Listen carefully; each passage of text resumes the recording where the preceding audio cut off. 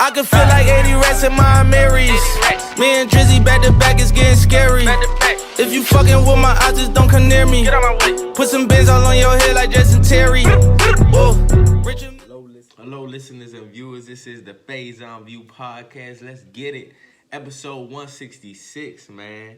IG Live Battles, man. Hey, you already know. We talking about it today, man. Sponsored by what? Color Power, CLRPOWER.com. 1CLRPOWER.com, man. I'm coming at you every single Thursday, 5 p.m. with the best content, with the best jewelry. Man, you know how we getting it down, man.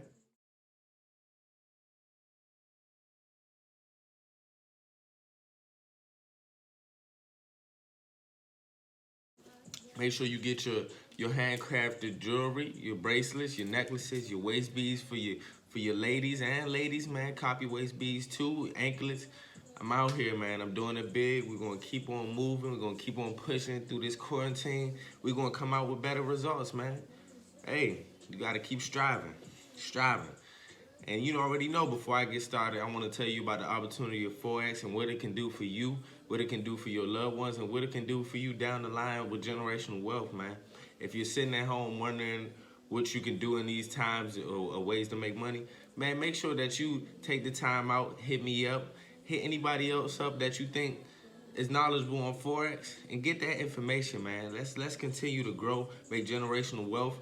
Let's get residual income. Let's talk about stocks and trading within our community. Let's talk about marketing and talking to others, and really just socializing and putting that platform out there.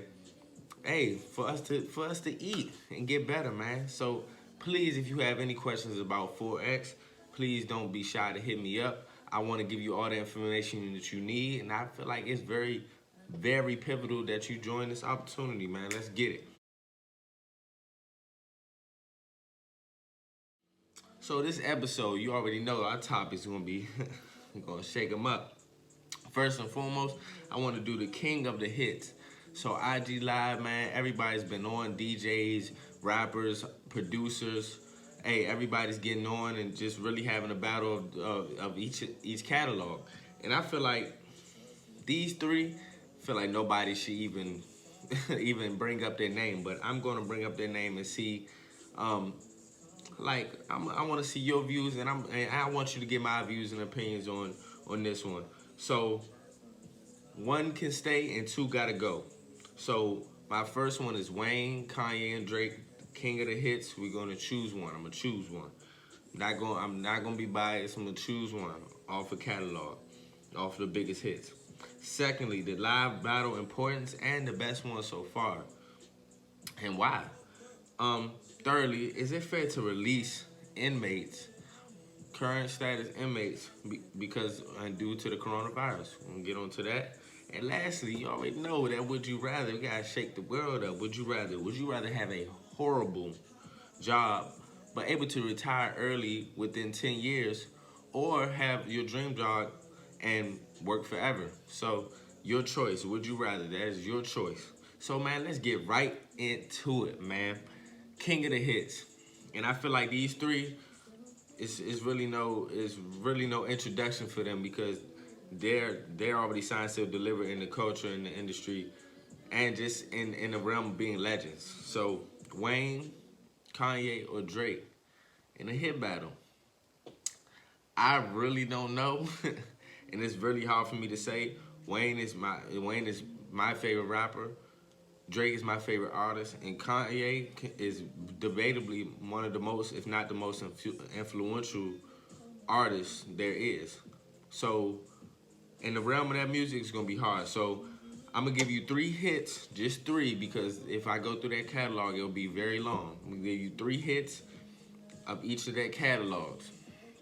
I'm gonna give you three. So first, I'm gonna do Drake. And I feel like these three stood out solely off the fact it changed the dynamic and the trajectory of how their careers started going upward. So for Drake, first I had Best I Ever Had, because that's our intro to Drake. That was really us getting to know Drake and what he can do on a big level. Just Hold On, We're Going Home. That was just that just hit on all platforms and hit to everyone. And his music is so universal, and that's why Drake is very good, because his music is universal. It can touch to all people, to all platforms. You got people that's very different that can listen to Drake, and they have different preferences in music with listening to Drake, because he's a universal artist. What he talks about applies to everybody. And another one, I would say, of course, I can name so many. I'm a big Drake fan. I can name so many, but like things that I felt like stood him apart. The last one I would say started from the bottom. Like, definitely started from the bottom. The hit wise, started from the bottom was very, very, very influential on the culture and the impact of the culture. There's many more from Drake that I can name. Next, I'm gonna do Kanye. Jesus Walks. Jesus Walks, man. Jesus Walks, God take me, man. Kanye is before his time too. He's definitely influence of Drake, even though I'm a huge Drake fan, and I may have my views and opinions on Kanye politically wise and what he talks about, but in the realm of music and artistry, you have to give him his credit. He's definitely one of the most influenced Drake a lot too, as well. Even Drake says that. Flashing Lights. Boy, that Flashing Lights is crazy. That was a crazy hit. Welcome to the Good Life. Good Life. Those three from Kanye, I feel like, to me, really set it's plenty of his catalog. So don't get me misconstrued. You can say any other hits that you want to say. I'm just talking about their big major hits that was starting to set them apart. So the last one for Kanye, I say Good Life. Millie, I'm talking about Wayne now. We talking about Millie, like as a rapper, as an artist, getting $1 million a week was just different, especially in 2008, where that has never been done before. Getting $1 million a week as a rap artist. And Carter 3 was just it changed how we listen to rap music. The Carter 3 was just pure greatness from top to bottom. Lollipop, which was also in the Carter 3, Lollipop it also changed the way of how to make a hit. You know, Lollipop, you have this big famous rapper who can really kill beats, is on mixtapes and can kill anything he gets on, but gets on a type of beat and type of song like Lollipop and does triple, quadruple numbers. So, and also off of Wayne's mixtapes and catalog, I would probably say Sky's the Limit. Like that song resonated to everyone, and that was back in the time where he is to this day is the mixtape god, but he was setting himself apart, not in just the realms of rapping and the albums, but also reaching a different audience with his mixtapes. So I would say Sky's the Limit for that third one. This is just a hard one for me. I feel like it's really preference when you go through this list. And I'm not trying to be biased, and I won't be biased. The only way I would say what I will say is Wayne, because not just because of longevity. I feel like out of these three, Wayne sets himself apart because he did it not only with albums, he did it with mixtapes, and a lot of his mixtapes you can consider better than his albums. So like outside his work, we know Drake and Kanye, they can make a hit. They can make a hit, so can Wayne, but they can make a hit just like that and make it look easy. But one thing with Wayne, he reached a lot of genres, reached a lot of people within his mixtapes because it was just free. He was being free to who he was. And that's what a lot of people wanted. People just wanted Wayne to rap. And he's definitely one of the most influential, just like 3, but he's one of the most influential because he set the mold for everyone that's really trying to rap like him. He put that in perspective, that you can do that you can drop mixtapes and hit people upside their head on their song and do numbers. and really never really get paid for a mixtape. Yes, that brought him more fans, which leads to more money. But he never got paid for a mixtape. He gave it strictly to his fans. I'm giving each one the credit because Kanye, each album he's dropped, I wouldn't say like the last 5 to 10 years, but you have Graduation, like that speaks for itself. You said 808 Heartbreaks, that speaks for itself. Like, it's just, you have College Dropout, it speaks for itself. All those are classic albums. Everything that Kanye has touched musically, not everything like of the most recent, but back when Kanye was really on some different type time, you can't even talk to him for real. And Drake, he's in another stratosphere as an artist that he might be one of the biggest artists ever. He has more hits than the Beatles, and that's on paper. So it's really preference of how you want to go about it, because my favorite artist out of this is Drake. My favorite rapper is Wayne, but also one of my favorite influencers and just musical genius is Kanye. So it depends on who you want to pick. In this conversation, I would say Wayne. But these are the 3 people that I feel like nobody, they can go up against each other, but nobody else can match up to their catalog. And if you want to enter Jay-Z, of course you can, of course, because Jay-Z is Jay-Z. But I just feel like influence, impact, hits, albums, classics, this 3 you can't go wrong with the list. So I would say Wayne, and that's not me trying to be biased at all. I just feel like in this conversation, if Wayne wasn't in my favorite rapper, I would feel like I would pick Wayne, because his influence on not just the album and just the artistry he had with even entering different genres of music, entering pop, entering rock, R&B hits, and then also rap, and which these 3 have done too, but just not to the magnitude of Wayne, in my opinion. So I would say Wayne if that one. And then live battles, man. Next topic, the live battles, and it's so important for these live battles that's going on, and it's fun to see as a fan, because these people are, they're like in a different stratosphere. These are icons and legends going up against each other, something we never thought we would see. And just because of this, this quarantine we're going through, it focuses on a lot of people being more creative and a lot of people putting out content in different ways. So it's very great to see as a creator, and looking on to this is just like, okay, this is very, very smart. And very much good in networking and marketing, because they're just marketing their product, because a lot of people that's 20 and under don't understand the type of music that was going on in the 2000s and the 90s and the 80s and the 70s, and whoever is going up as a producers. And a lot of people didn't know who these producers were. So it been a lot of good ones. A lot of good ones like Neo and Jonta. It's been good ones like Dream and Sean Garrett. It's been Swiss Beats and Timbaland who really started it off. You had Hit Boy and Boy Wonder.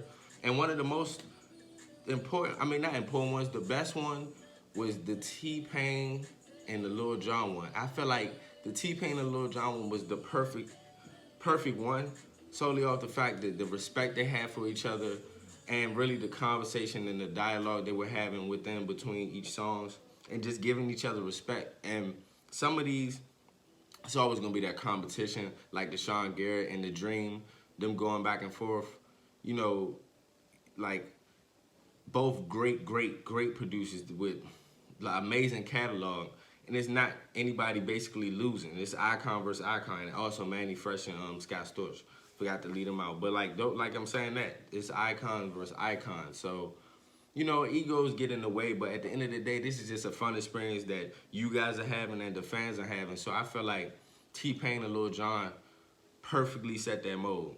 And the hits that they had, like from T-Pain to Bartender to Lil Jon, like what? It's just different hits, and it just bring you back to that certain time in which you were listening to that music. It's like, oh my God. Like, whew. Like, Alexa, play T-Pain. Like, the certain type of hits just different. Alexa, play T-Pain. So yeah, just like the songs that were hitting, I was like, and you got me doing things I never do. Like when T-Pain hit this song, it was like, Alexa, play Lil Jon. And then just you'd be surprised on what a lot of hits that these people were a part of. Like a lot of people weren't expecting Lil Jon to be a part of so many type different hits. And T-Pain. That's what you really understanding. Like, yup. Yeah. Yeah. So it was just dope. It's definitely dope to see. And then just the impact of all that music on really the world. And you know, going back into those times where you just like, wow, like, dang, they made this, they wrote this. And it's just like, it's not just being a producer with these live battles, it's just being a writer. It's also the influence that you had on the record. So it's dope, man. It's very dope. Man, I just want to see more live battles. Like I said, I wanted to request to somebody go up with Drake. I don't know who will. I don't know who was going to go up against Kanye. I don't know who was going to go against Wayne. Those three is just like, just different to me. And then you also have one big one that I wanted to see, but I know we're not going to see is Beyonce and Rihanna. Because you always had that stigma, who's better, Beyonce or Rihanna? Because you always have two sides of the playing field of personally who you like and how great their music is to you and entertainment wise. So it's always criteria because a lot of people love Rihanna's music, but they also love her personality too. People love Beyonce music, but they love her entertainment realms too. Like her as an entertainer is just different. And you know, and I'm not saying anything about her as a person, but people feel like they can relate to Rihanna just as much because she can chill, she can smoke, drink with you, and just have a certain conversation. Beyonce speaks for itself too. She just, hey, she the queen. So it's like, you know, I want to see those type of battles. And then also one I want to see is like who Future can go up against, who Meek Mill can go up against. And this is just my era of music, but we can just throw it back too. We can go a 50 Cent, T.I., Jeezy, Ja Rule, and Nelly, like all different ones. I just want to see some different live battles. And it's just supporting the fans see this, man, because a lot of these fans, a lot of these consumers don't really understand, and young folks don't really understand what music was back then and how important it was to the now. So, man, thirdly, I want to talk about, is it fair to release inmates because or due to the coronavirus? I feel like, in a way, yes. I feel like if these people were having petty crimes and in for something small and petty, yes, I do.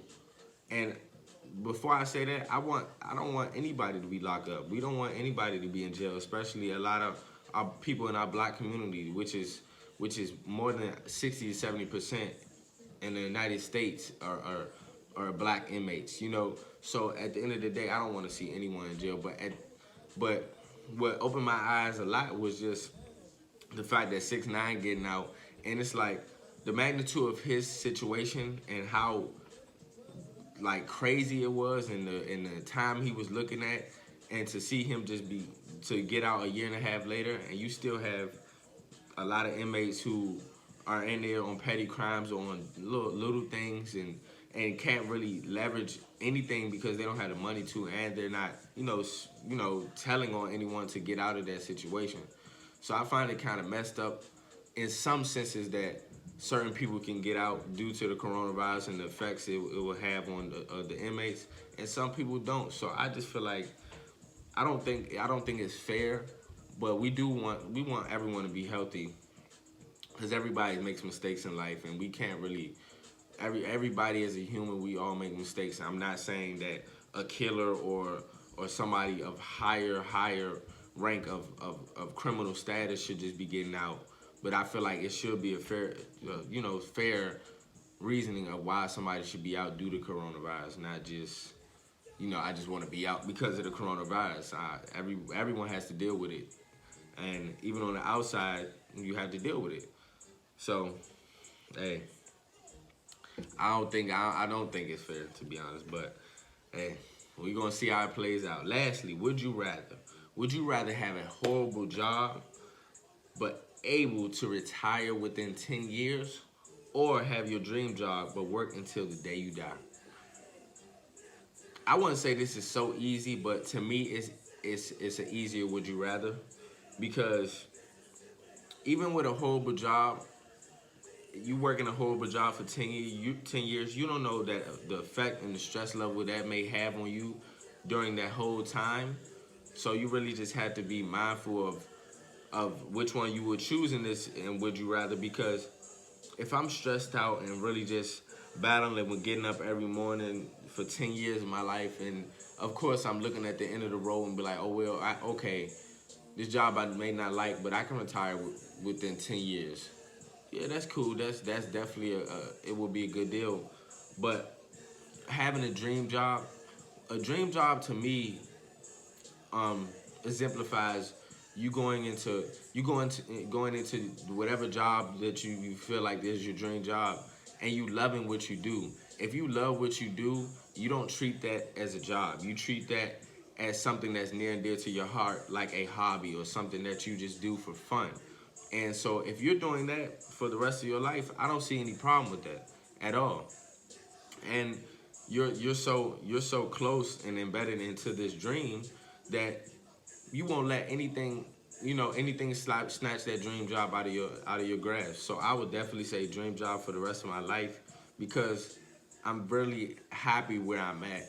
And people don't realize that happiness